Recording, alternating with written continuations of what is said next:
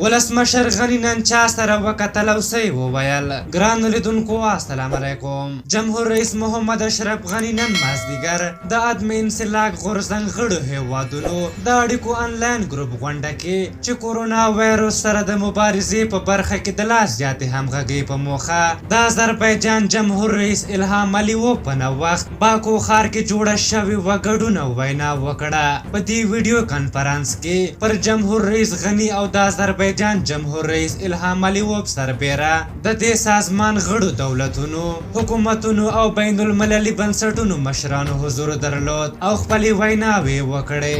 جمهور رئیس غني په خپله وینا کې نړۍ او په ځانګړي ډول د ادمې انسلاک غورځنګ غړو هیوادونو لپاره د کورونا وایرس منفي عواقبو ته په اشارې وویل په سیمه ییزه او بین المللي کچه د همکارۍ پر اساس قوي مبارزې ته اړتیا ده.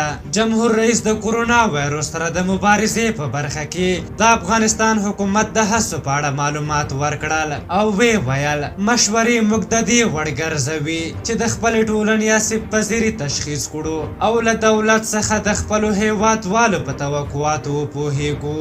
جمهور رئیس غني له افغانستان سره د نړیوالو او سیمه ییزو مرستو مننه وکړه. وی ویل دا چې موږ لا تر اوسه د عامه پوهاوي او اعتراف په مرحلو کې یو د وړاندې هوډ نه لرو خو غواړو خپله ټوله پاملرنه د احتمالي فلاکت او ورپسې د آرامۍ او عادي وضعیت ته د ګرځېدو په مرحلو متمرکزه کړو. د هېواد جمهور رئیس د دې په بیانولو سره چې جګړې د کورونا وایرس سره د مبارزې په برخه کې زموږ پر هڅو منفي اغېز کړی دی وویل طالبان باید بشري وربند ومني او د ادمې انسلاک غورځنګ له ټولو غړو څخه یې وغوښتل چې په طالبانو غږ وکړي چې له خپل غیر منطقي تاوتریخوالي لاس واخلي او په افغانستان او سیمه کې د سولې او ثبات ټینګښت لپاره له سیاسي بهیر سره یو ځای شي.